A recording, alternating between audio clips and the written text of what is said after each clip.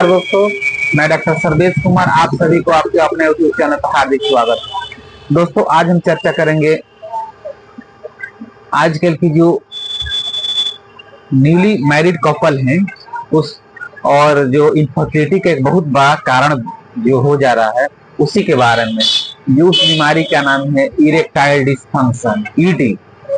इसको नपुंसकता भी बोलते हैं या इम्पोटेंसी भी बोला जाता है। तो सबसे पहले हम जानेंगे ईडी क्या है। दोस्तों, अगर कोई मेल है मैरिड लाइफ में, अगर उसको फिजिकल रिलेशन बनाने के टाइम में जो उसका पेनिस है वो अगर इरेक्शन नहीं हो पा रहा है या प्रॉपर नहीं हो पा रहा है और अर्ली डिस्चार्ज हो जा रहा है, उसी को हम लोग बोलते हैं इरेक्टाइल डिस्फंक्शन। इससे क्या होता है कि दोनों का जो कोऑर्डिनेशन होता है, जो दोनों का बैलेंस होता है, नहीं हो पाता है। इसमें क्या होता है, मेल जो होता है शर्मिंदगी महसूस करने लगता है, उसके अपने अंदर हीनता महसूस होता है, उसके अंदर कॉन्फिडेंस की कमी आने लगती है। तो दोस्तों, अब जाना नहीं इसका कारण क्या हो सकता है। दोस्तों, इरेक्टाइल डिस्फंक्शन का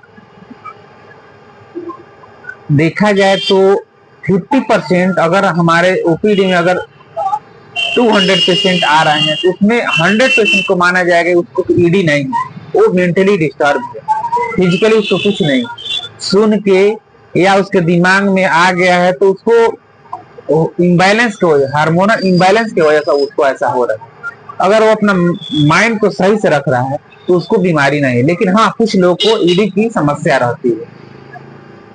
दोस्तों, इसका मेन कारण देखा जाता है कि आजकल के जो यंग यूथ है वो इंटरनेट या सोशल मीडिया के द्वारा फोन मूवी देख ले रहे हैं, जिसके वजह से मस्टरबेशन कर ले रहे हैं। तो जो मस्टरबेशन का जो प्रोसेस है वो कंटिन्यू बना रहता है, उसके वजह से जो हार्मोन है वो डिसबैलेंस हो जाता है, इम्बैलेंस हो जाता है, और जो पेनिस होना चाहिए वो प्रॉपर नहीं हो पाता है, उसका डेवलपमेंट भी नहीं हो पाता है। एक मेन कारण ही हो गया। सेकेंड होता है कि अगर आपको जो लाइफ स्टाइल है सही नहीं है, जैसे आप रात में बहुत ज्यादा जग रहे हैं, फास्ट फूड ज्यादा ले रहे हैं, नींद प्रॉपर नहीं ले रहे हैं, उसके वजह से भी हो सकता है। सेकेंड हो गया कि अगर आप बहुत ज्यादा एल्कोहल ले रहे हैं, स्मोकिंग ज्यादा कर रहे हैं, स्टिमुलेटिंग फूड ज्यादा ले रहे हैं, उसका भी एक बहुत बड़ा कारण बन सकता है। नेक्स्ट होता है कि अगर आप कोई एंटीसाइकोट्रिक मेडिसिन ले रहे हैं तो ये भी एक बहुत बड़ा कारण बन सकता है। अगर आपको कंस्टिपेशन है, कंस्टिपेशन बहुत क्रोनिक हो गया है, जीआईटी में दिक्कत हो गया है, लीवर में दिक्कत हो गया, वो भी एक आपका कारण बन सकता है। इसके अलावा अगर आपको बहुत ज्यादा स्ट्रेस से एंजाइटी है, बहुत ज्यादा डिप्रेशन में है, डिप्रेशन की वजह से भी हो सकता है। सबसे मेन वजह देखा जाता है कि जो मैरिड है तो जो उसका पार्टनर है वो मेंटली उससे अटैच नहीं है, बस फिजिकली अटैचमेंट से नहीं होता। अगर मेंटली आप अटैच रहिएगा, मेंटली उसके साथ अटैचमेंट आपका अच्छा है तो आपको 50% समस्या सॉल्व हो जाएगा। सेकेंड इसका कि प्रॉपर होना चाहिए। नेक्स्ट है कि अगर आपको कोई बीमारी हो गया है, जैसे टेस्टिस में कोई बीमारी हो जाता है, टेस्टिस में गांठ बन गया, या टेस्टिस में या भास डिफरेंस जो होता है उसमें कोई दिक्कत हो जाता है, उसके वजह से भी हो सकता है। अगर आपको ब्रेन में कोई दिक्कत हो गया है उसके वजह से भी हो सकता है। अगर आपको ब्रेन में ट्रॉमा हो गया है या ट्यूमर हो गया है उसके वजह से भी हो सकता है। अगर अगर आप जो आपके अंदर जो कॉन्फिडेंस होना चाहिए वो चीज नहीं हो, उसके वजह से भी हो सकता है। अब हम जानेंगे इसका क्या क्या सिम्टम्स आ सकता है। दोस्तों, मेन इसका सिम्टम आता है कि जो पेशेंट रहता है यानी जो मेल रहता है वो अगर रिलेशन बना रहा है तो उसको उसके पार्टनर के साथ अगर बना रहा है उस कंडीशन में उसका इरेक्शन मतलब होता नहीं, बहुत कम होता है, और अगर हो रहा भी तो बहुत जल्दी अर्ली डिस्चार्ज हो जाता है, अपने पार्टनर को सेटिस्फाई नहीं कर पाता है, उसके वजह से उसके अंदर कॉन्फिडेंस की कमी होने लगती है, बहुत ज्यादा कॉन्फिडेंस लैक होने लगता है, वो शर्मिंदगी महसूस करने लगता है, ये सारी समस्या आने लगती है। अब हम जानेंगे कि अगर ऐसा हो गया है तो क्या करना चाहिए। दोस्तों हम पहले ही बोले हैं कि ये बीमारी लगभग 50% लोगों को बीमारी नहीं रहती, मेंटली डिस्टरबेंस की वजह से होता है। तो इसके लिए आपको क्या, अगर आप मेंटली डिस्टर्ब हैं तो प्रॉपर नींद लीजिए, मेडिटेशन कीजिए, योगा कीजिए, साथ ही आप अपने जो लाइफ स्टाइल चेंज, अपने इंटरेस्ट यानी अपनी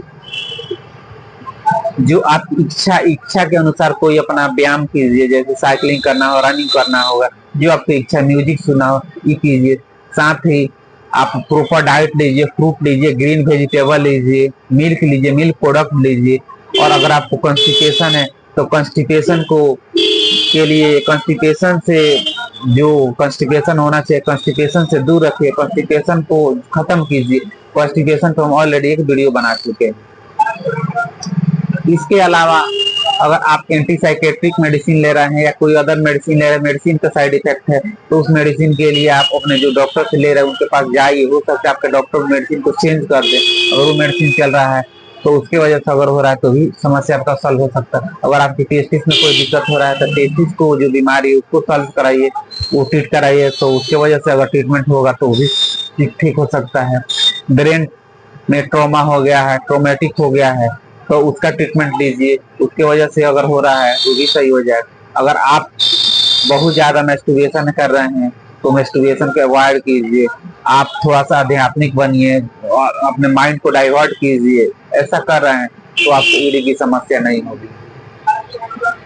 अब हम जानेंगे कि अगर आपको रियल में ईडी की समस्या यानी इरेक्टाइल डिस्फंक्शन हो गया है और आप लग रहा है इनफर्टिलिटी का शिकायत हो रहा है और आप अपनी मैरिड लाइफ से खुश नहीं है, तो इसके लिए होम्योपैथिक आपको कैसे हेल्प करता है। दोस्तों इसके लिए होम्योपैथी बहुत अच्छी मेडिसिन आती है। तो इसके लिए हमारी सबसे पहली मेडिसिन आती है लाइकोपोडियम 1M। लाइकोपोडियम 1M को आप 4 बूंद 15 दिन पर रिपीट करें। नेक्स्ट मेडिसिन आती है इग्नस कास्ट 200 को 15 दिन पर लेना है। नेक्स्ट मेडिसिन आती है सेलेनियम कब लेना, उसको हिस्ट्री है जो उसको बहुत ज्यादा नाइट फॉल हो रहा है, बहुत ज्यादा वीकनेस हो गया है, बहुत ज्यादा कमजोर हो गया है, उस कंडीशन में सेलेनियम 30 के आप 4 बूंद 3 बार ले सकते हैं। नेक्स्ट मेडिसिन आती है आपके लिए मदर टिंचर है ट्रेवुलस कब लेंगे, अगर उसको ईडी की भी समस्या है, इरेक्टाइल डिस्फंक्शन भी हो गया है, वीकनेस भी है, उस कंडीशन में ट्रिबुलस की 15 बूंद 3 बार आधा कप पानी में ले सकते हैं। नेक्स्ट हमारी मेडिसिन आती है जो सबके लिए बहुत अच्छा वर्क करती है, वो कॉम्बिनेशन है। तो उसमें सबसे पहला आता है डेमियाना मदर टिंचर, नेक्स्ट आता है एवना sativa mother tincture, ashwagandha mother tincture, acid phos mother tincture. चारों को इक्वल क्वांटिटी में मिक्स कर लीजिए और उसको 30 ड्रॉप्स 3 टाइम आधा कप गुनगुना पानी से अगर ले रहे हैं तो किसी भी तरह का इरेक्टाइल डिस्फंक्शन किसी भी कारण बहुत अच्छा रिजल्ट है। लेकिन दोस्तों इसके लिए आपको अगर कोई आपका कारण है उस कारण को ट्रीटमेंट करना जरूरी है।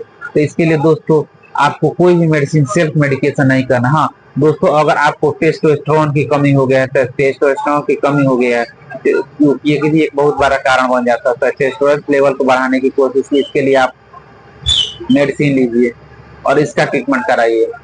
तो दोस्तों ये रही हमारी चर्चा इरेक्टाइल डिस्फंक्शन ईडी और होम्योपैथिक आपको कैसे हेल्प कर सकता है। फिर मिलते हैं नेक्स्ट वीडियो में। दोस्तों अगर आप चैनल पे नए हैं तो चैनल को सब्सक्राइब कर दीजिए और उम्मीद है कि आपको वीडियो अच्छा लगा। तो दोस्तों अगर अच्छा लगा तो लाइक कीजिए और शेयर करना ना भूलें। फिर मिलते हैं नेक्स्ट वीडियो में। स्वस्थ रहिए, खुश रहिए और सदा मुस्कुराते रहिए।